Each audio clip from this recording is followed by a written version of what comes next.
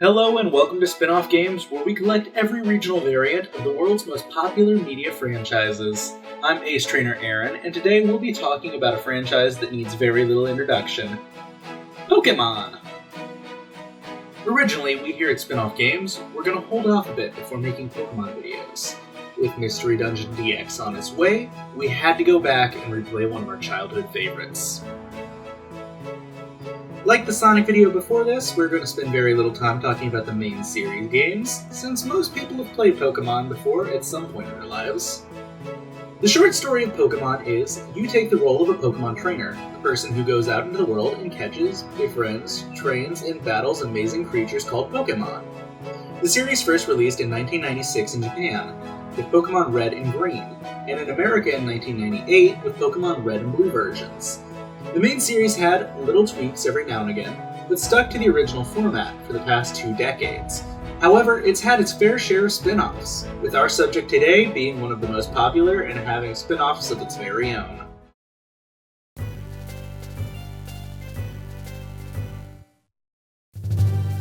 Pokemon Mystery Dungeon Red and Blue Rescue Teams were released in 2005, nearly 15 years ago. It differs itself from the main series game by taking a step back from the RPG format and taking on the concept of a rouge-like dungeon delver game. Along with this, you take on the role of a Pokemon, or a human-turned Pokemon instead of a Pokemon trainer. Like other Pokemon games, however, you can collect every Pokemon that was available at the time, though only your Poke Avatar is playable until the endgame is defeated. So the story is pretty interesting. Though I'll keep it somewhat short, so a new generation of Pokemon fans can experience the Pokemon story in the new Mystery Dungeon DX, the game begins with an echoey voice talking to you and asking you some personal questions. Probably trying to get your social security number, your mother's maiden name, etc. These questions determine your Poke Avatar, and once you've found your avatar and chosen your partner, you awaken to that partner Pokemon, worried that they've found you, a fainted Pokemon, laying in the middle of nowhere.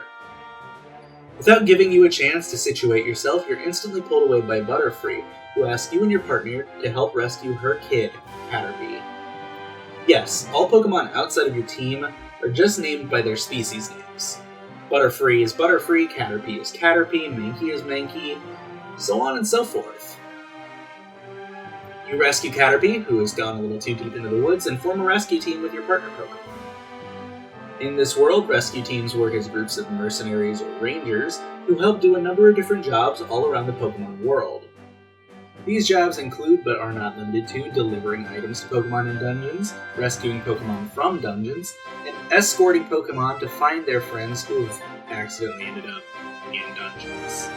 From here, you do a number of missions to progress, saving multiple Pokemon and making a name for yourself. Along the way, you meet new friends and enemies alike, many of whom are from other rescue teams, like Team Shifty, which starts as an antagonist, but they become your friends once you save their leader Shiftry from Zapdos.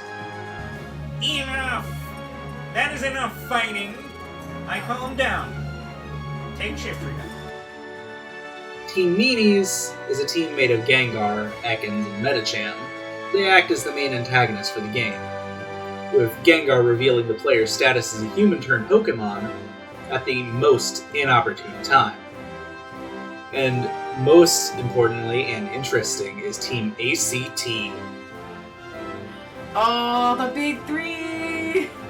Formed from Alakazam, Charizard, and Tyranitar.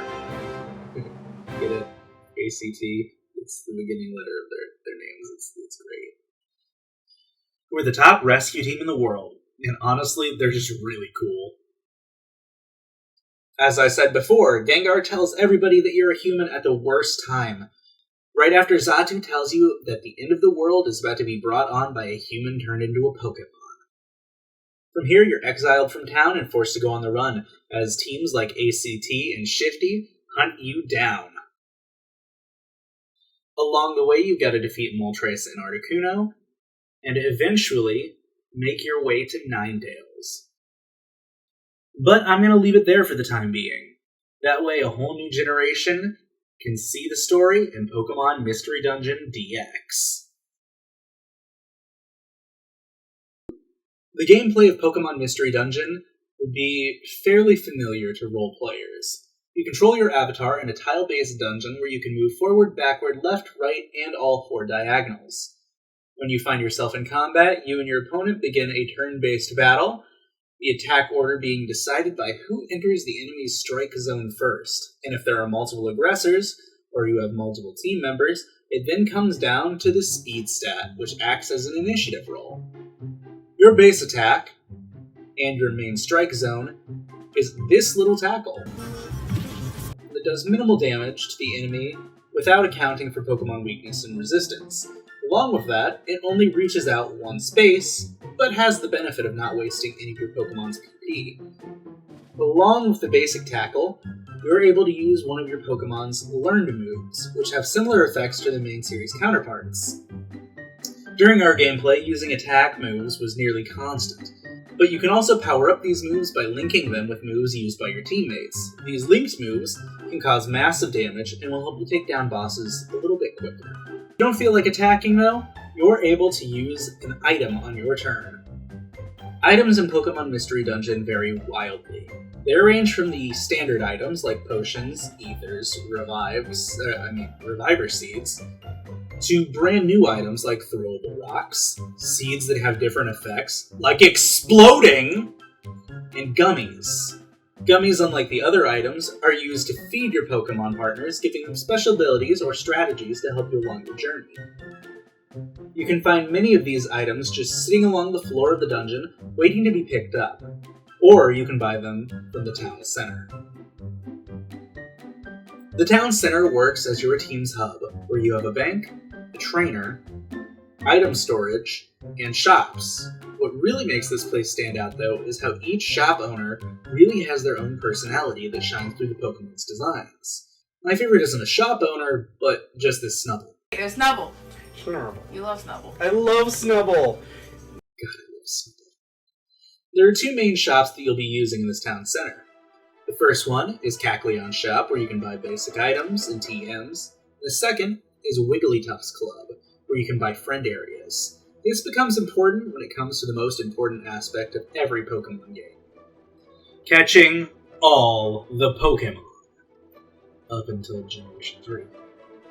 It is possible in this game, but unlike the others, where you befriend Pokemon by shoving them into tiny spherical prisons, you actually have to befriend them, though you still do this by beating the crap out of them.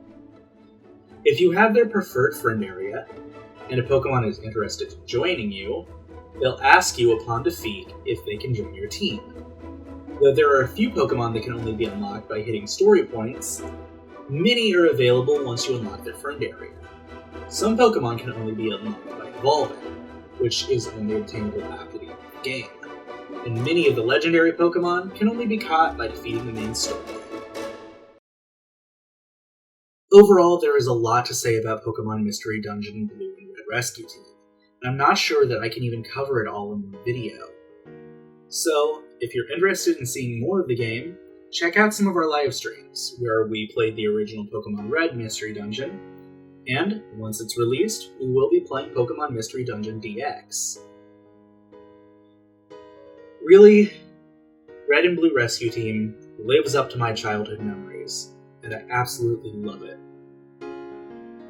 I cannot overstate how much fun it is to play this game again after all this time, and how much I learned since I was a kid. After all of that, I'll give this game a score of the Golden Master Ball out of 10. If you want a roguelike game and are into the Pokemon franchise, I highly suggest Pokemon Mystery Dungeon. Let's hope that DX lives up to the originals. Thank you for watching SpinOff Games. This is Ehron. I've been the narrator today. If you've liked this video and want to see others like it, let us know down below by giving us a subscribe, liking the video, and leave me a comment. Tell me what you guys would like to see next on SpinOff Games. I'm always in the mood to play some weird spin-offs.